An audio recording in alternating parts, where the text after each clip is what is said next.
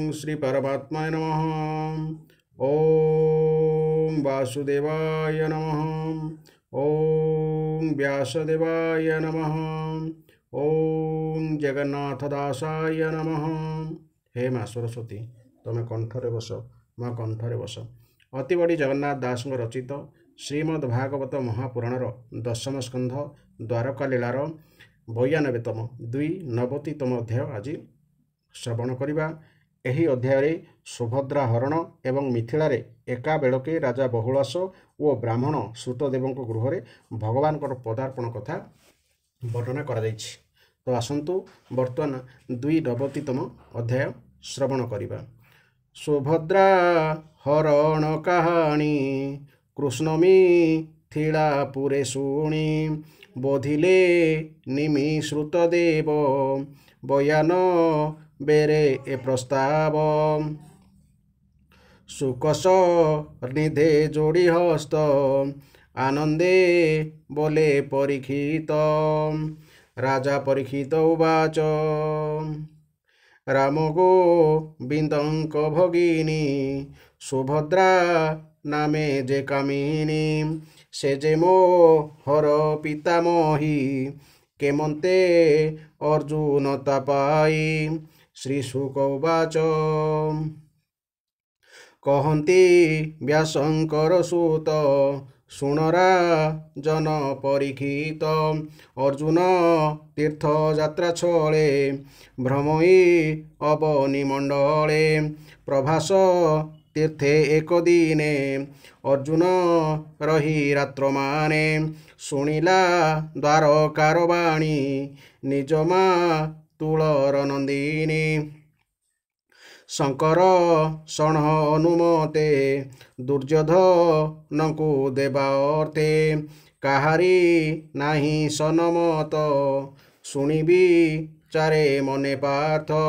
सुभद्रा लभिबार आसे तक्षणे ब्रह्मचारी बेशे।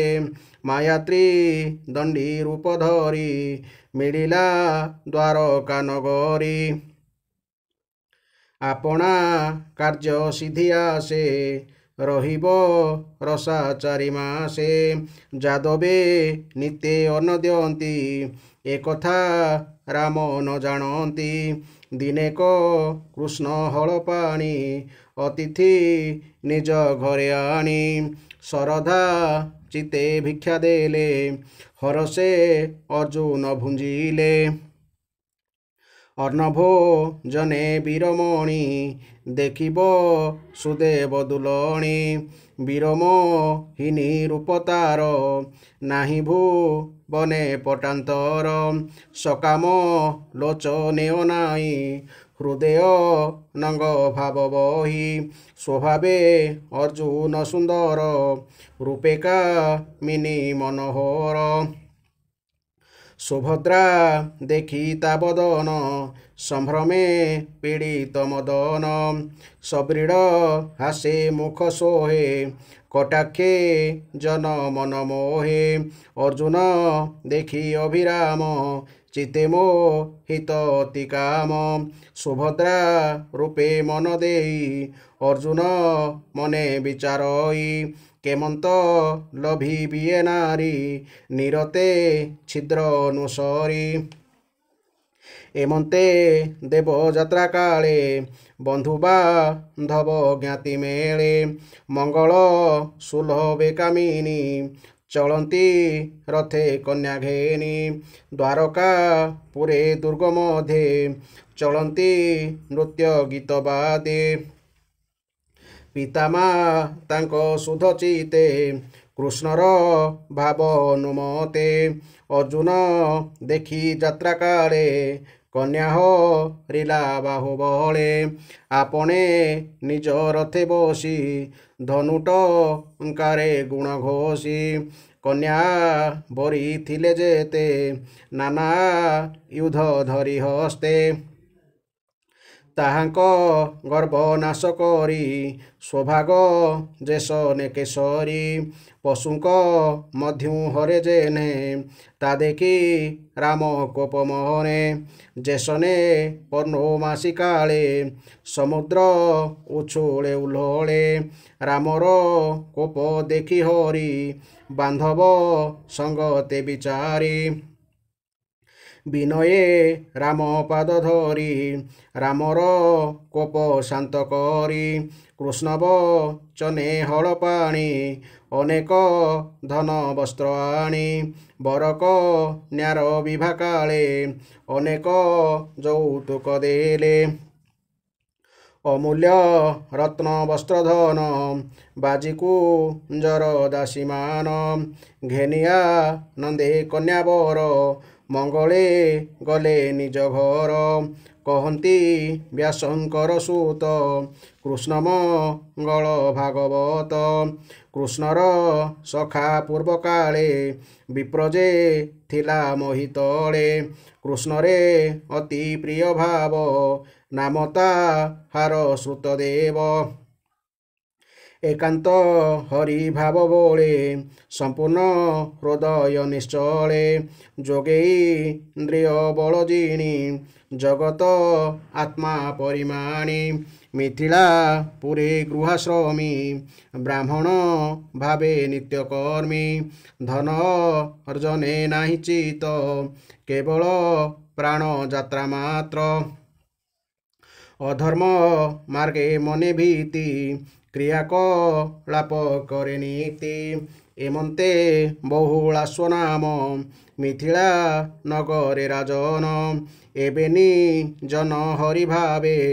ନିର୍ଜିତ ଇନ୍ଦ୍ରିୟ ସ୍ୱଭାବେ ନିର୍ଜିତର ଅର୍ଥ ହେଲା ବଶୀକୃତ ତାହାଙ୍କ ଭାବ ଘେନି ହୃଦେ ଗୋବିନ୍ଦ ପରମ ଆନନ୍ଦେ ଭକତ ଭାବେ ବସ ହରି ଉଦ୍ଧବ ସଙ୍ଗେ ଦୈତ୍ୟାରି ଦାରୁକ ରଥ କଲାଣି ମୁନିଙ୍କ ସଙ୍ଗେ ଚକ୍ରପାଣି ରଥଆ ରୋଇ ଋଷିକେଶ ମିଥିଳା ନଗରେ ପ୍ରବେଶ ନାରଦ ବାମଦେବତ୍ରୀ ବ୍ୟାସପ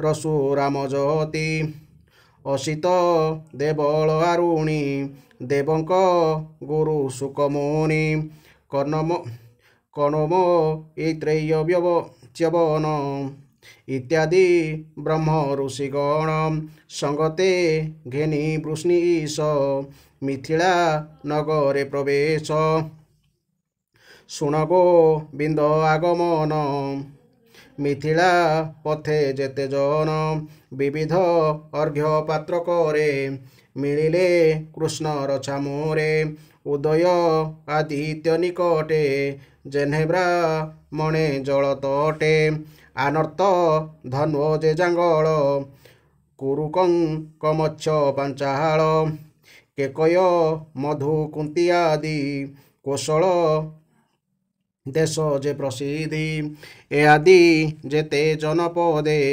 ଗୋବିନ୍ଦ ବଦନ ଆନନ୍ଦେ ପିବନ୍ତି ଚକ୍ଷୁ ରନ୍ଧ୍ରେ ଭରି ଅଶେଷ ତପେ ନର ନାରୀ ତାହାଙ୍କ ପାପ ନାଶ କରି ଜଗତ ଜନ ଗୁରୁ ହରି ଦିଗପୁ ରିତ ନିଜ ଯଶ ତାହାଙ୍କ ମୁଖୁ ଋଷିକେଶ ଅଶୁଭ ନାଶ ନମଙ୍ଗଳ ସୁନିଶା ନନ୍ଦ ନନ୍ଦବାଳ ସର୍ବକୁ ସଳେ ସ୍ନେହ ଭରେ ପ୍ରବେଶ ମିଥିଳା ନଗରେ ମିଥିଳା ପୁର ନର ନାରୀ କୃଷ୍ଣ ଆଗମ ଅନୁସହରି ମଙ୍ଗଳ ଦ୍ରବ୍ୟ ଘେନି କରେ ମିଳିଲେ କୃଷ୍ଣର ଛାମୁରେ ଗୋବିନ୍ଦ ମୁଖ ଦେଖି ଜନେ ପ୍ରଫୁଲ୍ଲ ନିଶ୍ଚଳ ନୟନେ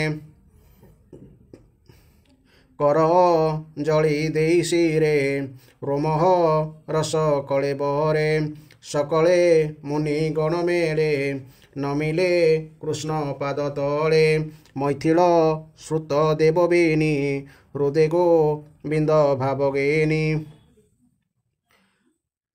ମୈଥିଳର ଅର୍ଥ ମିଥିଳା ନରେଶ ବହୁଳାଶ ବୋଲନ୍ତି ଆଜ ଆମ୍ଭ ଗୃହେ ବିଜୟ କଲେ ଦେବରାଏ।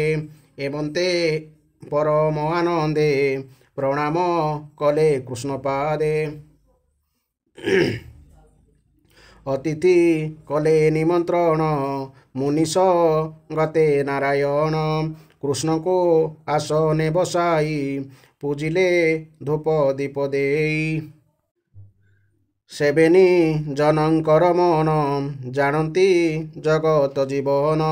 ଭାବର ବନ୍ଧୁ ଦାମୋଦର ମନରେ କରନ୍ତି ବିଚାର। ଦୁହିଁଙ୍କ ଘରେ ମୁହିଁ ରହି ଚିତ୍ତ ଆନନ୍ଦେ ବୋଧ ଦେଇ।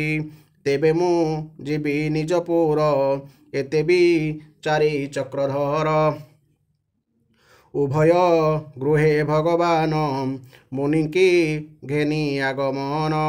ଆନନ୍ଦେ ବହୁଳା ସ୍ୱରାଜା ମୁନିଙ୍କି କଲେ ପାଦ ପୂଜା। ହରସ ତନୁ ରମ ମୂଳେ ନୟନୁ ଅଶ୍ରୁ ଜଳ ଗଳେ। ପଖାଳି ମୁନିଙ୍କର ପାଦ ଆନନ୍ଦେ କଣ୍ଠ ଗଦ ଗଦ।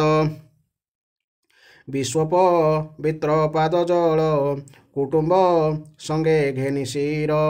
ମୁନିଙ୍କ ଚରଣ ସମୀପେ ପୁଷ୍ପଚନ୍ଦନ ଧୂପ ଦୀପେ। ଅର୍ଘ୍ୟଗୋ ବୃକ୍ଷ ଆଦି ଦେଇ ମଧୁର ସ୍ୱରେ ବାକ୍ୟ କହି। ଆତ୍ମଦ ରସି ମୁନିଗଣେ ଆନନ୍ଦେ ବସିଲେ ଆସନେ। କୃଷ୍ଣଙ୍କୁ ଆସନେ ବସାଇ ବେନି ଚରଣ କୋଳେ ଲଇ। ପାଦମ ହୃଦୟୀ ମନ ସୁଖେ କହେ କୋମଳ ବାଣୀ ମୁଖେ। ଭୋନାଥ ସର୍ବ ପ୍ରାଣୀଙ୍କର ତୁ ଆତ୍ମା ସାକ୍ଷୀ ଦାମୋଦର। ତୋର ଚରଣ ଚକ୍ଷୁ ଦ୍ୱାରେ ଦେଖିଲୁ ମନୁଷ୍ୟ ଶରୀରେ। ତୋହର କର୍ମ ଶୁଣି କନେ ପ୍ରତ୍ୟକ୍ଷେ ଦେଖିଲୁ ନୟନେ। ଅନନ୍ତ ଧାତା ଜନମାତ ଏ ତହୁଁ ପ୍ରିୟ ମୋ ଭକତ। ସତ୍ୟ କରିଲୁ ଏ ବଚନ ତେଣୁ ତ ହର ଆଗମନ। ସମଦ ରସି ଚିତ୍ତ ଯାର ଯେ ଶାନ୍ତ ନିଷ୍କିଞ୍ଚନ ନର। ତାହାକୁ ଦେଉ ଆତ୍ମପଦ ଆଗମ ନିଗମେ ପ୍ରସିଦ୍ଧ। ସଂସାର ପ୍ରାଣୀଙ୍କର ମଧ୍ୟେ ତୁ ନାଥ ଭୂମି ଭାରା ସାଧେ। ଯାଦବ ବଂଶେ ହୋଇ ଜାତ ତୋ ଯଶ ଜଗତେ ବିଖ୍ୟାତ। ତ୍ରିଲୋକ ଜନ ପାପ ନାଶେ ନିର୍ମଳ ସୁଜ୍ଞାନ ସକାଶେ। ନମସ୍ତେ ପ୍ରଭୁ ଭଗବାନ ତୃକୃଷ୍ଣ ବୈକୁଣ୍ଠ ଧାମ। ତୁ ନର ନାରାୟଣ ରୂପୀ ଅଶେଷ ପ୍ରାଣୀ ହିତେ ତପି। ଭୋନାଥ ଘେନି ମୁନିଜନ ମୋ ଘରେ ରହ କିଛି ଦିନ। ତୋ ପାଦ ରଜେ ଦାମୋଦର ପବିତ୍ର କର ମୋର କୁଳ। ହେମନ୍ତ ରାଜା ବାକ୍ୟ ଶୁଣି ଆନନ୍ଦେ ଦେବ ଚକ୍ରପାଣି। ମିଥିଳା ନର ନାରୀଙ୍କର ପ୍ରିୟ ଭାବରେ ଚକ୍ରଧର। ରହିଲେ କେତେ ଦିନ ତହିଁ ଜନକ ପ୍ରିୟ ଭାବ ବହି। ଏଠାରେ ରାଜା ବହୁଳାଶଙ୍କ ପାଇଁ ଜନକ ନାମ ବ୍ୟବହୃତ ହୋଇଛି। ଆନନ୍ଦେ ତେଣେ ଋଷିକେଶ ଶ୍ରୁତଦେବ ଗୃହେ ପ୍ରବେଶ। ସ୍ୱଗୃହେ ଗୋବିନ୍ଦ ଆଗମ ଦେଖି ଶ୍ରୁତଦେବ ବିଭ୍ରମ। ନମି ଗୋବିନ୍ଦ ଶୁଦ୍ଧ ଚିତ୍ତେ ଉତ୍ତରି ତୋଳିବେନି ହସ୍ତେ। ଆନନ୍ଦ ମନେ ନୃତ୍ୟ କରି ଭାବେ ବୋଲଇ ହରି ହରି। ଶ୍ରୀକୃଷ୍ଣ ପାଦ ପଦ୍ମ ବେନି ପୂଜିଲା ପ୍ରିୟ ଭାବ ଘେନି। ସଙ୍ଗତେ ଘେନି ନିଜ ନାରୀ କୃଷ୍ଣର ପାଦ କରେ ଧରି। ପଖାଳି ଶୀତଳ ଉଦକେ ଉଦକ ଘେନିଲା ମସ୍ତକେ। ଜଳସି ଚିଲା ନେଇ ଘରେ ଯେ ଜଳେ ମନୋରଥ ପୋରେ। ସକଳ ଫଳ ଥାଇ ଯହିଁ ସେ ପାଦ ପୂଜେ ଭାବ ବହି। ସୁଗନ୍ଧ ତୃଣବାସ ଜଳେ ଶ୍ୟାମ ତୁଳସୀ ପଦ୍ମଦଳେ ଯେହୋବା ଥିଲା ତ ମନ୍ଦିରେ ଅର୍ଜିତ କର୍ମ ଉପହାରେ ଆତ୍ମାର ସୁଖେ ମୁନି ମେଳେ ଦେଇ ପୂଜିଲା ଭାବ ଭୋଳେ ବିତର୍କେ ବିଚାର ଚିତେ ପୂର୍ବେ ମୁଁ ପୁଣ୍ୟ କଲି କେତେ ସେ ପୁଣ୍ୟେ ଲଭିଲିଏ ଗତି ମୋର ମନ୍ଦିରେ ଯଦୁପତି ଯାର ଚରଣ ରଜନୀର ସକଳ ତୀର୍ଥଙ୍କର ଘର ଆତ୍ମାନି କେତ ମୁନି ମେଳେ ଗୋବିନ୍ଦ ମୋ ଗୃହ ମଣ୍ଡଳେ ଏମନ୍ତେ କୃଷ୍ଣକୁ ବସାଇ କର ଜଳି ଶିରେ ଦେଇ ସୁତକ ରତ୍ର ବନ୍ଧୁ ଘେନି ଚାପଇ କୃଷ୍ଣ ପାଦ ବେନି ବୋଲୋଇ କୋମଳ ବଚନ ପାଦପ କଚେ ଦେଇ ମନ ଶ୍ରୁତଦେବ ଉବାଚ ଆଜ ଯେ ଧନ୍ୟ ମୋର ବଂଶ ଦେଖିଲି ପରମ ପୁରୁଷ ଯେ ହରି ଜଗତ ଭିଆଇ ଖେଳଇ ସର୍ବରୂପ ହୋଇ ନିଦ୍ରିତ ପୁରୁଷ ଯେ ମନ୍ତେ ସ୍ୱପ୍ନ ଦେଖଇ ନାନା ମତେ ଚିଆଇ ପୁଣ ଚିତେ ଧ୍ୟାଏ ସେ କଥା ମନେ ମିଥ୍ୟା ପ୍ରାଏ ତୋ ନାମ ଶୁଣନ୍ତି ଯେ କନେ ନିରତେ ଗୁଣନ୍ତି ବଦନେ ନିଶ୍ଚଳ ଧ୍ୟାନେ ମନେ ଚିନ୍ତି ତୋର ପ୍ରତିମା ଯେ ପୂଜନ୍ତି ବିଷୟ ସଙ୍ଗ ଦୂର କରି ତୋତେ ଭାବନ୍ତି ହୃଦେ ଧରି ତାହାଙ୍କ ହୃଦେ ତୁ ଗୋବିନ୍ଦ ପ୍ରକାଶୁ ଜଳେ ଯେହ୍ନେ ଚନ୍ଦ୍ର କର୍ମେ ଚଞ୍ଚଳ ଯାର ଚିତ ତାହାକୁ ଦୂର ତୁ ଅଚ୍ୟୁତ ହୃଦରେ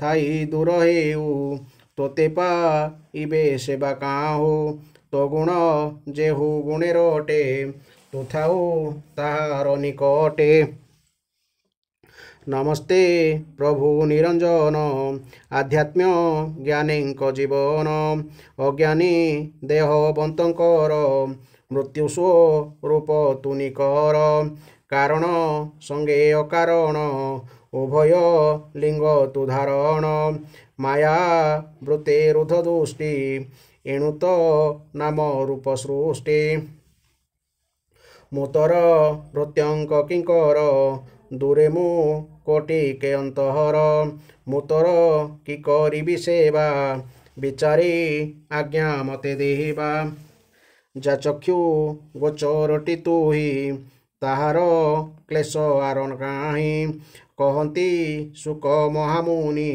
ଶ୍ରୁତ ଦେବର ବାକ୍ୟ ଶୁଣି ପ୍ରଣତ ଆରତ ନାଶନ ହରସେ ପ୍ରଭୁ ଭଗବାନ ବ୍ରାହ୍ମଣ ହସ୍ତ करे ଧରି ହସି ବୋଲନ୍ତି ନରହରି ତୋତେ ପ୍ରସନ୍ନ ବିପ୍ରବର ମୁହିଁଅ ଇଲି ତୋର ଘର ଏମୁନି ମାନଙ୍କ ମହିମା କେ କହି ପାରେ ଗୁଣ ସୀମା ଏହାଙ୍କ ପାଦର ଯଶୀରେ ଘେନି ସଂସାରୁ ପ୍ରାଣିତରେ ଦେବତା କ୍ଷେତ୍ର ତୀର୍ଥମାନେ ଦର୍ଶନ ସ୍ପର୍ଶନ ଅର୍ଚ୍ଚନେ ଶୁଦ୍ଧ କରନ୍ତି ବହୁ କାଳେ ଯେ ଯାହା କର୍ମ ଫଳାଫଳେ ସାଧୁଙ୍କ ଦର୍ଶନ ମାତ୍ରେ ଦୁରିତ ନରହି ଗାତ୍ରେ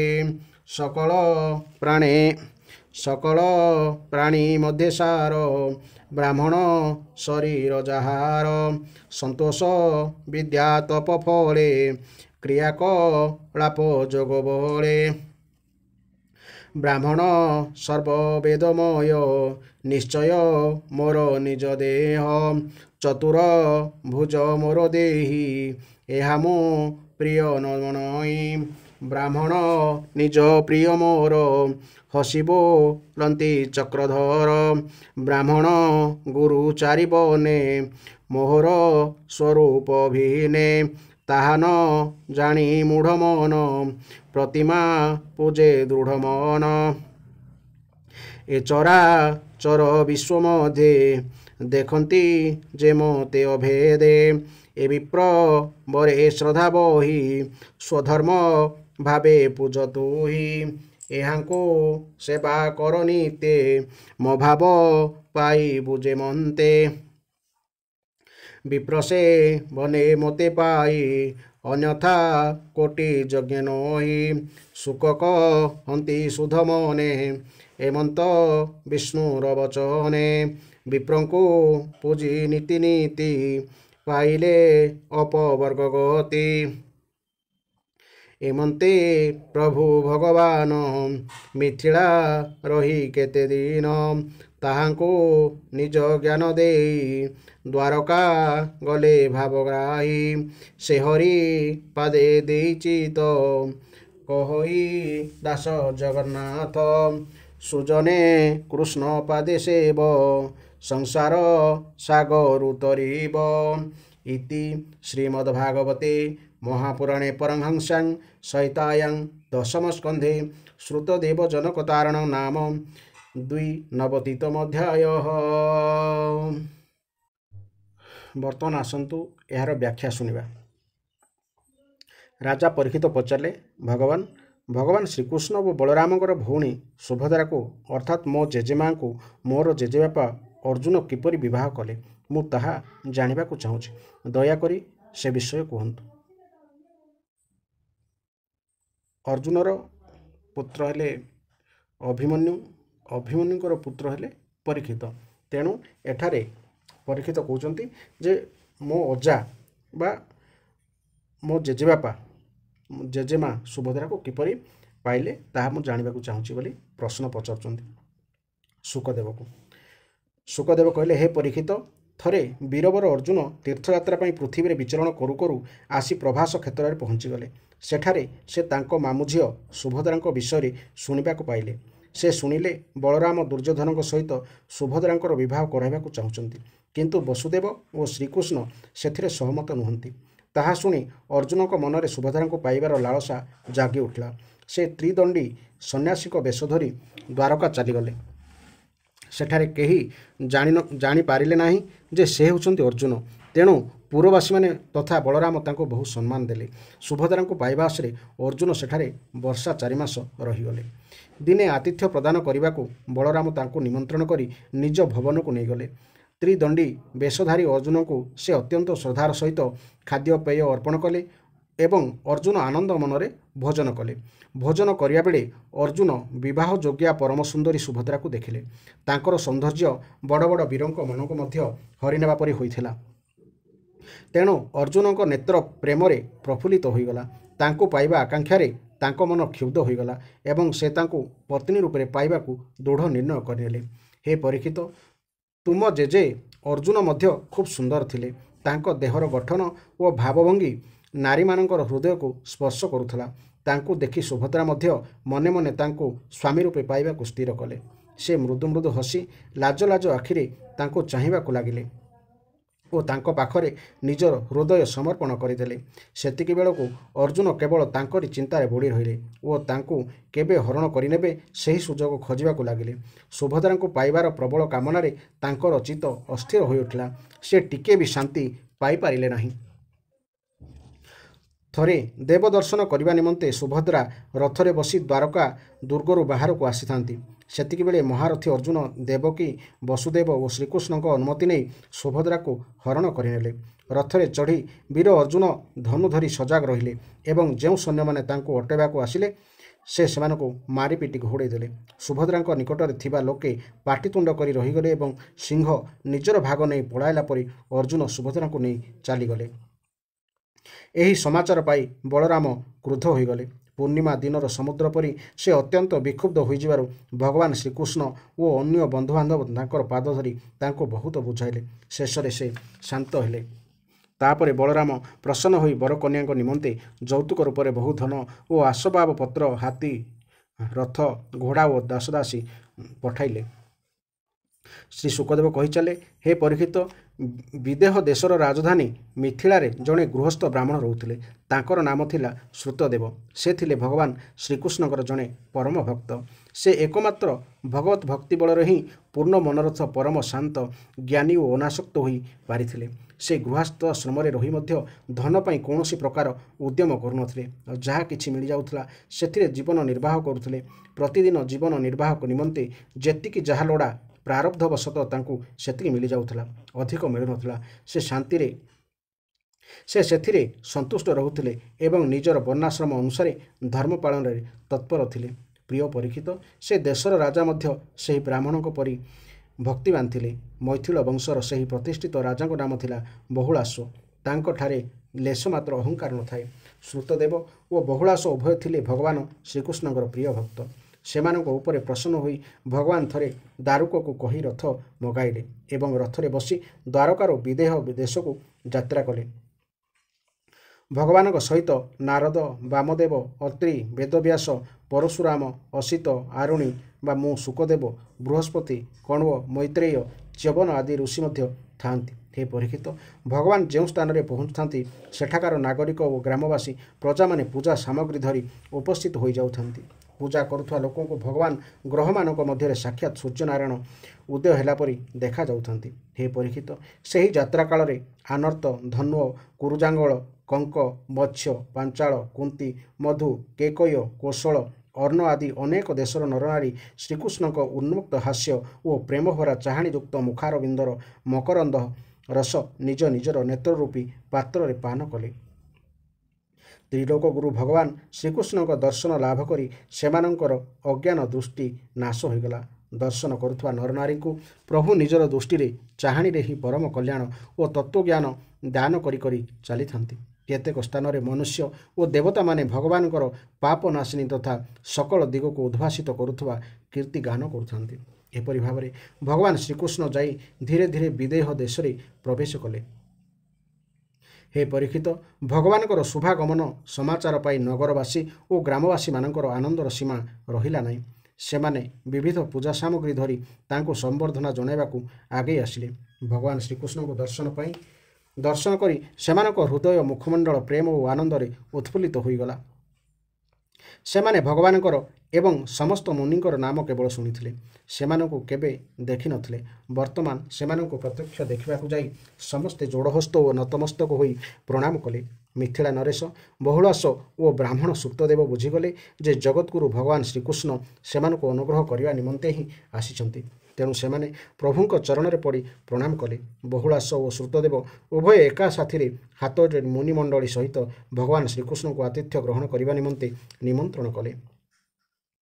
ଭଗବାନ ଉଭୟଙ୍କ ପ୍ରାର୍ଥନା ସ୍ୱୀକାର କରି ଉଭୟଙ୍କୁ ପ୍ରସନ୍ନ କରିବା ନିମନ୍ତେ ଏକା ସମୟରେ ଭିନ୍ନ ଭିନ୍ନ ରୂପରେ ଉଭୟଙ୍କ ଘରକୁ ଗଲେ। କିନ୍ତୁ ଉଭୟଙ୍କୁ ଏହି ଅନୁଭବ ହେଉଥିଲା ଯେ ଭଗବାନ ସେତେବେଳେ କେବଳ ତାଙ୍କରି ଘରକୁ ଆସିଛନ୍ତି। ବିଦେହରାଜ ବହୁଳାଶ ବଡ଼ ମନସ୍ୱୀ ଥିଲେ।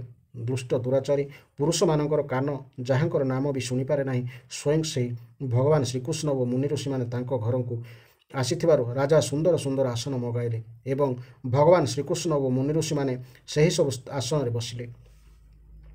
ବହୁଳାଶଙ୍କ ସ୍ଥିତି ଅତ୍ୟନ୍ତ ବିଚିତ୍ର ହୋଇଗଲା। ପ୍ରେମ ଭକ୍ତି ଉଦ୍ରିତ ହୋଇ ତାଙ୍କର ହୃଦୟ ଗଦଗଦ ହୋଇଗଲା ଏବଂ ଆଖିରେ ଆନନ୍ଦାଶ୍ରୁ ଭରିଗଲା। ସେ ପୂଜ୍ୟତମ ଅତିଥିମାନଙ୍କର ଚରଣ କମଳରେ ନମସ୍କାର କରି ସେମାନଙ୍କର ପାଦ ଧୋଇଦେଲେ ଏବଂ ସକୁଟୁମ୍ବେ ସେମାନଙ୍କର ଲୋକପାବନ ପାଦତକ ଶିରରେ ଧାରଣ କଲେ। ତାପରେ ଭଗବାନଙ୍କୁ ଏବଂ ଭଗବତ ସ୍ୱରୂପ ଋଷିମାନଙ୍କୁ ଗନ୍ଧ, ମାଳା, ବସ୍ତ୍ର, ଅଳଙ୍କାର, ଧୂପ, ଦୀପ, ଅର୍ଘ୍ୟ, ଗାଈ ଆଦି ସମର୍ପଣ କରି ପୂଜା କଲେ। ସମସ୍ତେ ଭୋଜନ କରି ତୃପ୍ତ ହୋଇଯିବା ପରେ ରାଜା ବହୁଳାଶ ଭଗବାନ ଶ୍ରୀକୃଷ୍ଣଙ୍କ ଚରଣ ଯୁଗଳକୁ ନିଜ କୋଳରେ ଧରି ବସି ପଡ଼ିଲେ ଏବଂ ଧୀରେ ଧୀରେ ଆନନ୍ଦ ମନରେ ପ୍ରଭୁଙ୍କ ପାଦ ମଞ୍ଚାଳିବା ସହିତ ମଧୁର ଭାବରେ ଭଗବାନଙ୍କର ସ୍ତୁତି କରିବାକୁ ଲାଗିଲେ।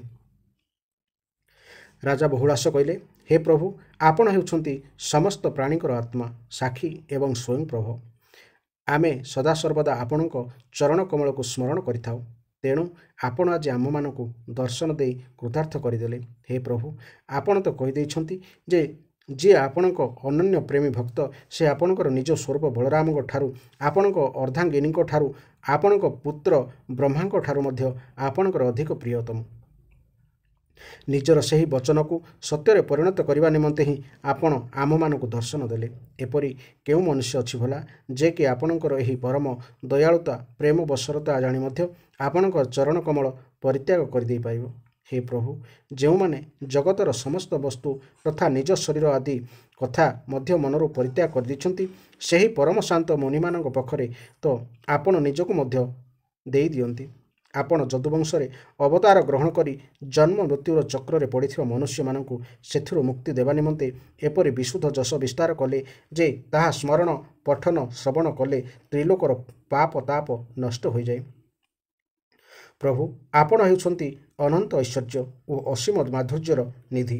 ସମସ୍ତଙ୍କ ଚିତ୍ତକୁ ଆକର୍ଷିତ କରିବା ନିମନ୍ତେ ଆପଣ ହେଉଛନ୍ତି ସଚ୍ଚିଦାନନ୍ଦ ସ୍ୱରୂପ ପରମ ବ୍ରହ୍ମ।